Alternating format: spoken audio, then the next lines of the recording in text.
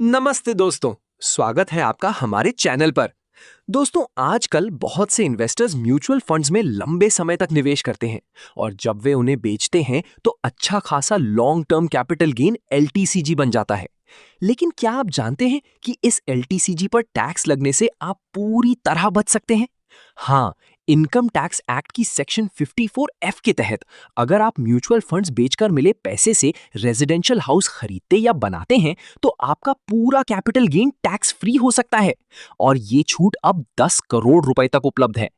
आज की इस वीडियो में हम सेक्शन 54F को बिल्कुल विस्तार से समझेंगे। नियम क्या हैं, कौन-कौन लाभ ले सकता है, समय सीमा क्या है, कितना पैसा निवेश करना होगा और सबसे महत्वपूर्ण उदाहरण के साथ कैलकुलेशन भी देखेंगे। अगर आप म्यूचुअल फंड्स में निवेश करते हैं या भविष्य में घर खरीदने वाले हैं तो ये वीडियो आपके लिए बहुत महत्वपूर्ण है। अंत तक जरूर देखें, लाइक का बटन दबा दें और सब्सक्राइब कर लें। चलिए शुरू करते हैं। सेक्शन 54F क्या है? दोस्तों, जब आप mutual fund units, equity, hybrid या डेट को 12 महीने या उससे ज्यादा समय बाद बेचते हैं तो जो प्रॉफिट होता है उसे लॉन्ग टर्म कैपिटल गेन कहते हैं। सेक्शन 54F इसी एलटीसीजी को एग्जेम्प्ट करने का प्रावधान है अगर आप उस पैसे को रेजिडेंशियल हाउस में लगाते हैं। 2024 से महत्वपूर्ण बदलाव। यूनियन बजट 2023 में एक नया नियम जोड़ा गया। अब सेक्शन 54F के तहत अधिकतम 10 करोड़ रुपए तक ही एग्जेम्पशन का फायदा मिल सकता है। ये नियम 1 अप्रैल 2024 से लागू हो गया है। सेक्शन 54F के प्रमुख नियम और शर्तें। कौन लाभ ले सकता है? Individual, Hindu undivided family HUF और रेजिडेंट और नॉन रेजिडेंट NRI दोनों। कितने समय में घर खरीदना या बनाना है? रेडी हाउस खरीदना है तो 2 साल के अंदर सेल की तारीख से। नया घर बनाना है तो 3 साल के अंदर। पहले से घर खरीदा हो तो अगर आपने म्यूचुअल फंड बेचने से 1 साल पहले रेजिडेंशियल हाउस खरीद लिया है तब भी आप एग्जेम्पशन क्लेम कर सकते हैं। महत्वपूर्ण शर्त, घरों की संख्या। म्यूचुअल फंड बेचने की तारीख को आपके पास 1 से ज्यादा रेजिडेंशियल हाउस नहीं होने चाहिए नया घर खरीदने के अलावा, यानी ये ज्यादातर फर्स्ट या सेकंड हाउस खरीदने वालों के लिए फायदेमंद है। कितना पैसा निवेश करना होगा? बहुत जरूरी, एग्जेम्पशन पाने के लिए आपको केवल कैपिटल गेन नहीं बल्कि पूरी नेट सेल कंसिडरेशन, बिक्री से मिला पूरा पैसा नए घर में लगाना होगा।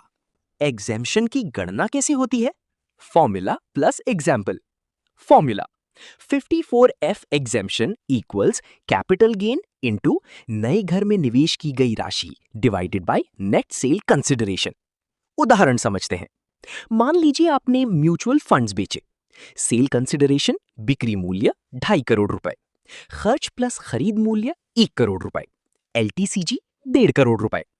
अब आपने 2.5 करोड़ रुपए का नया रेजिडेंशियल हाउस खरीद लिया समय सीमा के अंदर। एग्जेम्पशन इक्वल्स 1.5 करोड़ रुपए into 2.5 crore divided by 2.5 crore रुपए इक्वल्स 1.5 करोड़ रुपए। टैक्स बचत इक्वल्स 1.5 करोड़ रुपए इंटू 12.5% इक्वल्स 18.75 लाख रुपए। अगर आपने पूरा 2.5 करोड़ रुपए नहीं लगाया बल्कि कम लगाया तो एग्जेम्पशन भी प्रोपोर्शनेटली कम हो जाएगा। अन्य महत्वपूर्ण बातें। एग्जेम्पशन का फायदा एक फाइनेंशियल ईयर में सिर्फ एक रेजिडेंशियल हाउस के लिए मिलता है। अगर आप नया घर 3 साल के अंदर बेच देते हैं तो पहले छूट मिली हुई राशि पर टैक्स लग जाएगा। प्लॉट खरीदकर घर बनाने पर भी एग्जेम्पशन मिल सकता है, लेकिन कंस्ट्रक्शन समय सीमा में पूरी होनी चाहिए। NRI भी इस छूट का लाभ ले सकते हैं। किन इन्वेस्टर्स को फायदा होगा? जिनके पास म्यूचुअल फंड्स में बड़ा LTCG है 50 लाख रुपए से ऊपर, जो अगले 2-3 साल में घर खरीदने या बनाने की प्लानिंग कर रहे हैं। हाई टैक्स ब्रैकेट में आने वाले लोग, HNI और NRI इन्वेस्टर्स। दोस्तों, सेक्शन 54F एक बहुत शक्तिशाली टैक्स सेविंग टूल है, लेकिन इसमें नियम सख्त हैं। एक छोटी सी गलती पूरे एग्जेम्पशन को रद्द कर सकती है। मेरा सुझाव, इस तरह की प्लानिंग करने से पहले किसी क्वालिफाइड चार्टर्ड अकाउंटेंट या फाइनेंशियल एडवाइजर से जरूर सलाह लें। सारे दस्तावेज और समय सीमा का पूरा ध्यान रखें। अगर आपको ये वीडियो उपयोगी लगा तो लाइक जरूर करें। कमेंट में बताएं क्या आप सेक्शन 54F का फायदा लेने की प्लानिंग कर रहे हैं। इस वीडियो को अपने उन दोस्तों और परिवार के सदस्यों के साथ शेयर करें जो म्यूचुअल फंड्स में निवेश करते हैं और घर खरीदने की सोच रहे हैं। अगली वीडियो में हम और भी महत्वपूर्ण टैक्स सेविंग स्ट्रैटेजीज पर बात करेंगे।